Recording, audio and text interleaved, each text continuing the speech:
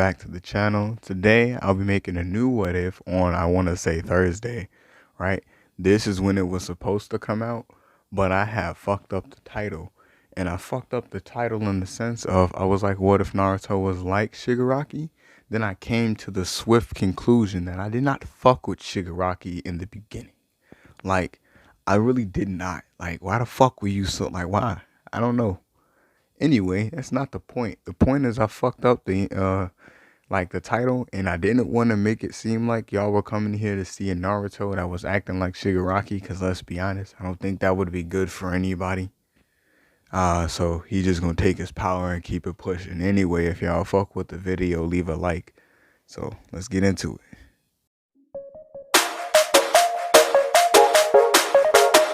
it. Right, so this is how we get into it, right?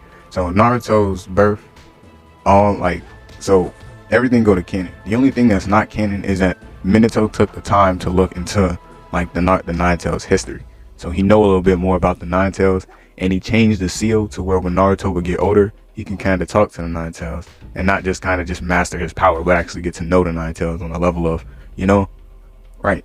So as they Naruto is like at the age of 2, right? This is when he unlocks Shigaraki's power. So he's sitting in his room with this nurse. Now, at this point, Naruto's still being monitored by the Anbu and shit, because, he a baby with the Nine Tails inside of him. That's not necessarily a good thing. This baby could spaz at any given time and damn near destroy everything, right? So the nurse sitting in the room, she swaddling him and shit, right? And a few minutes later, like, Naruto start crying, like, just a lot, like, just start crying for no reason. And the Anbu members in the room, like, as they're getting closer to see like what's going on, because a lot of people still don't like the Nine Tails, they just don't have a face to put it behind. And a lot of people swear up and down when they find that Jinchuriki or whoever has the Nine Tails, they'll kill him. So Naruto is always being surveyed, even as a baby, right? So like Naruto just crying, and Anbu members get back right after they start seeing like Naruto grab the nurse, and the nurse just like she starts screaming, right? And she tried to let go of Naruto, but by the time she actually like figure out what's going on and actually start trying to get off of him, she basically like she turns to like dust. And the Anbu members notice like, ain't shit happened until Naruto grabbed her with his hands. So they try to get some bandages and wrap them around his hands as fast as possible. But after they get the bandages wrapped around his hands, they realize that they starting to crack and turn gray, right? So the bandages could disappear. Like 3 other Anbu members into the room and was like, what happened to the nurse? We heard screaming and all the other stuff. And they tell like the 2 men that were watching, tell them like, hey, dude just like turned her shit to that's her. Like where he's laying in the chair was where she was and where he was up until a few minutes ago. I promise you. And the Anbu members, like, they're swearing up and down, because at this point Hiruzen had made it a point anybody that made a move toward Naruto would be automatically treated as a traitor, and your family would be ruined. Like, you wouldn't, like, this is a Hiruzen that genuinely cares for Naruto, right? Or for what we see, because there's a whole bunch of different opinions. So one of them go and get Hiruzen, and Hiruzen, he like, what you mean he turning people to dust? Like, that's a kid. We got bigger things to worry about other than like fairy tales and shit. And there's like, how many people reported this? And he was like, two of your top ranked, right? And because one of the dudes in there was a Hyuga, because the Nine Tails revolves around chakra. It'd be good to have somebody that can look into Naruto to see what's going on. Now at the time, Naruto was being influenced by the Nine Tails because he was crying, and the Nine Tails wanted him to shut the fuck up. Because let's be honest, no matter how big of a beast you are, no one feels like hearing a crying kid, especially if you're in this nigga's head, right? That's not the point though. That is the point. That's exactly the point. So Hiruzen, like, he makes a beeline for wherever Naruto is stationed, like wherever his little base camp is. Not base camp, but little room is. And when he get in there, you see like they finally get Naruto back into the cradle, and Hiruzen, like, he already got something in mind, like what he want to do. Like, let's go find us a prisoner that, that's basically been sent to death, that was basically sentenced to death. And the Anbu members come back with this dude, and they basically tell him like, you might just gain your freedom from this if you do it correctly, but if you make any threatening moves toward that baby, I can't guarantee your safety.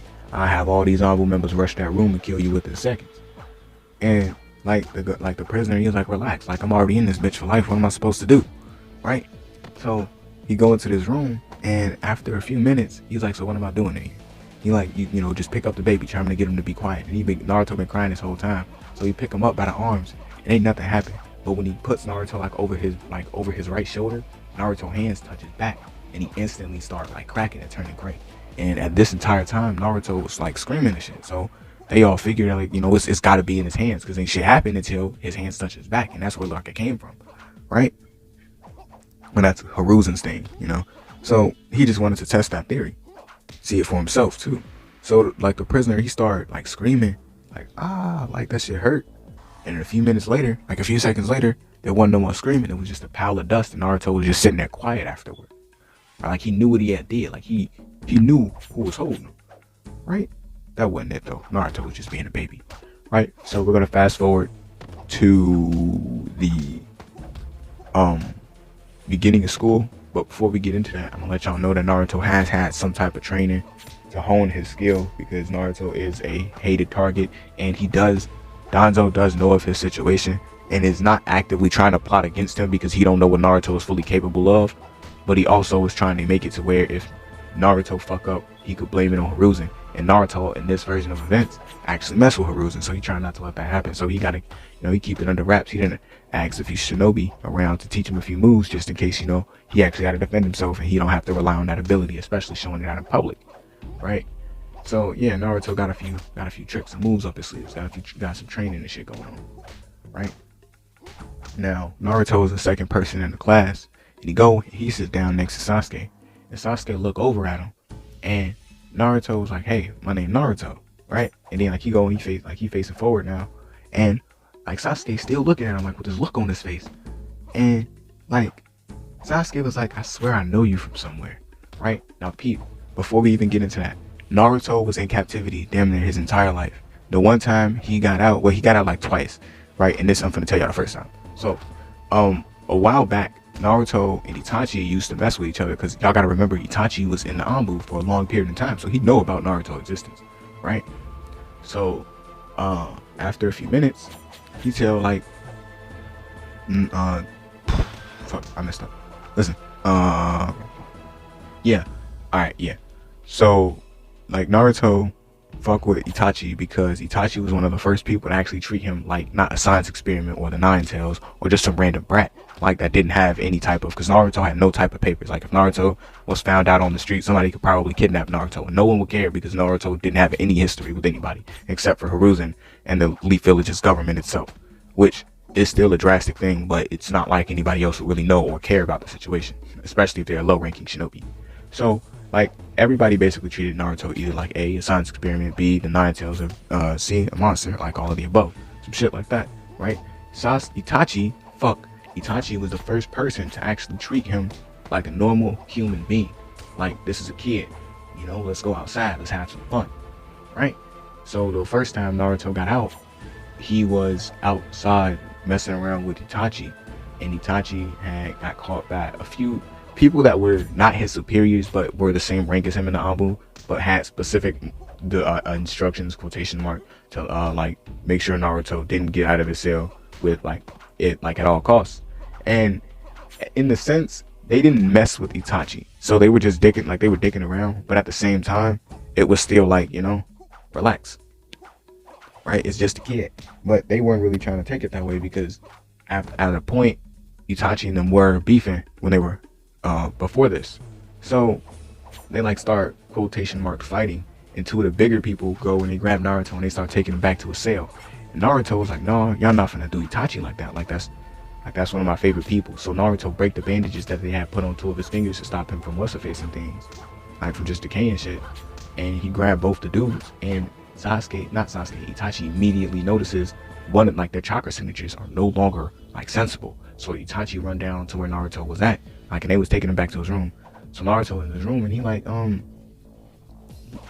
there's like three other Anbu members surrounding him, like, "Why did you do it?" And like, you know, put the bandages back on. And Naruto was like, "No, where's Itachi? Let me see Itachi." And I'll put these bandages back on. Like, he's dead set on seeing Itachi. And like Itachi walks in the room and he's like, "Naruto, like, what did you do?" And he was like, "Oh, I thought they were beating up on you. I can't let that happen. They're not gonna jump you, right?" And like Itachi, like he laughed. He like, it's not that, like, you know, they can't beat me up anyway.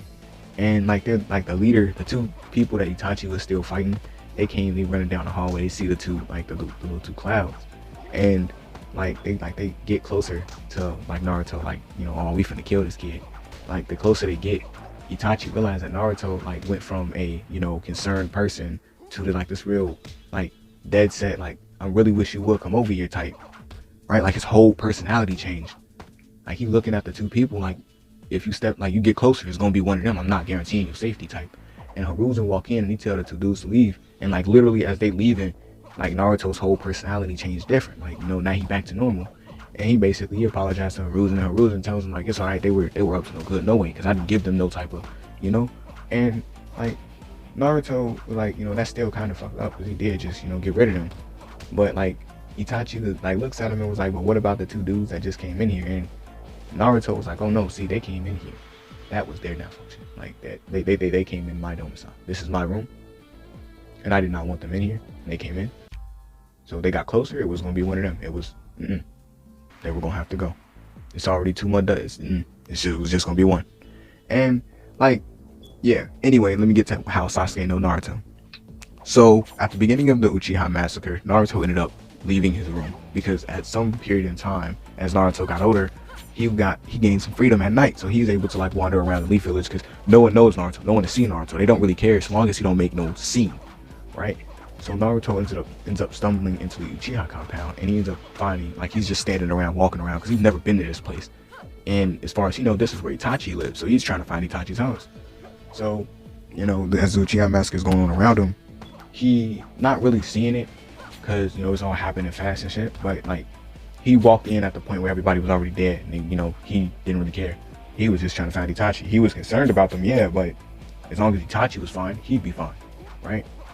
So he ends up running into Obito / Madara, and as Itachi is putting Sasuke inside the infinite Tsukuyomi or whatever to like show him what he wants to show him, to give him that feel that hatred, he ends up looking out the window and he sees Naruto, and he automatically knows that's Naruto, and he sees Madara standing like towering above Naruto, basically with a sword drawn, finna get rid of him, what it looked like. So he breaks the Tsukuyomi, rushing out there to go save Naruto.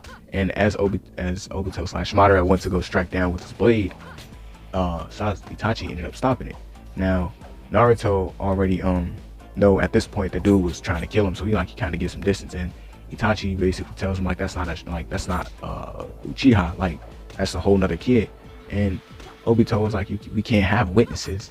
And like Itachi was like that, but that's not a Uchiha, so it wouldn't matter. So as Sasuke is waking up, he sees Itachi and Madara fighting, and he chucks it up to Madara was mind controlling. This masked man was mind controlling Itachi. So instead of hating Itachi, he hates dude, but he kind of dislikes Itachi because now he assumed Itachi to be somewhat weak, right? Which wasn't the case, but you know, that's what he chucks it up to. Right, so he swears, Sasuke swears vengeance on the masked man, right? And like, since he got put in infinite Tsukuyomi, he kind of like, he dazed, so he fades in and out. But the last thing he see, like right before he fades, like as he's fading, he sees like this kid with blonde hair, because it's dark outside. He see this kid with somewhat blonde hair grab the masked man, and basically like after he grabbed Madara's leg, everything like just below his kneecap started to decay. So Madara ended up slicing off just below his kneecap, and then like disappearing into his little void shit. And Itachi, like, he stops and he tells him, like, he runs over to Naruto and was like, what are you doing here? Like, why are you outside? Like, they let you out? And Naruto was like, yeah, you know, just for a little bit at night. And this is where I decided to go. I didn't know what was going on. Do you need like me to go get somebody? And Naruto, Itachi was like, yeah, but before that, I got a mission for you, right? I believe you to be strong, so here's what I want you to do. I want you, and he whispered, like at this point he started whispering to Naruto, you're like, I want you to protect Sasuke for as long as you possibly can, no matter what happens to him. You can do that for me, Naruto? And at this point, Naruto kind of idolizes Itachi in the same way like Sasuke do, but you know, probably just a little bit more, because you know, Itachi was like the first person to ever really do anything for Naruto in the grand scale of things when Naruto thinks about it, right? So like he takes that personally. So as like Sasuke blinks, Itachi disappears, Naruto's just staring at him. Then he blinks again and Naruto gone. And then he wake up, he's sitting in the hospital with a whole bunch of shinobi around him. You get asked a few questions, you know, stuff like that. Now we flash back to the room, to the classroom, and all the other kids is walking in. And Sasuke slipped him this note like, you were there, weren't you? And Naruto just looks over, and before he could even do or say anything, he gets greeted by like this weird pink-headed girl that asks him to move so she could sit there. And Naruto looks at her and was like, I promised I was sitting here first. And he turns and he starts facing the class like again, and like this like pink-headed girl, because Naruto don't know her name yet, and like she's still asking Naruto for the seat, and Sasuke was like, Sakura, go sit down, like just go sit down. Clearly he don't want to get up, just go sit down. Then Ino come in and she basically do the same thing. So at this point, Ino and Sakura are more or less like not liking Naruto, like they're trying to play pranks and shit on him. So at the end of the class, Naruto not saying anything to anybody except for the teacher and Sasuke, he basically gets up and he tells him like, all right, like I'm out. He tells Sasuke bye and he leave. Like that's the only person he really talked to, right? And as he's leaving, Sasuke go back and he started doing a little digging, like, where is Naruto from? And like it take Naruto a decent it take him a decent minute to get back to his little spot, only because he don't like to rush because he know where he going back to. So it'll take him like an hour or two to get back to his house, like to his little lab. I'm gonna call it his lab because it's basically what it is. It's just a giant lab underground, right? So Sasuke do a little snooping around and he end up finding Naruto like shortly after he figure out like Naruto isn't even supposed to be alive. He runs and he goes to find Naruto and he's like, hey, like, you know, you're not even supposed to be alive. And like at this point, Naruto somewhat knows what's going on. Like he can't make a scene. So he try to pull Sasuke off to the side, but Sasuke not trying to have none of that. He was at the Uchiha massacre, and you know he's strong or whatever. You know, Sasuke seen him use the ability, but as far as he know, he just thought like it was some type of jutsu that he used, not, you know, something that Naruto could just do by touching some shit. And they did end up figuring out that Naruto can't put all his fingers down on something, like grab something completely, or he'll end up destroying it or decaying it. Yeah. So after that happens, he basically tells Sasuke that he needs to quiet down for someone to hear him. And when when Sasuke was like, who could hear you? Like, who would be able to hear me? And before he could finish that statement or Naruto could answer him, a few Humble members dropped down and was like, well, you just couldn't keep your mouth shut, could you? And this is where I'll be ending this part off. If y'all enjoyed the video, drop a like. If you enjoyed my content, please subscribe. Anyway, this has been Shinobi. Peace.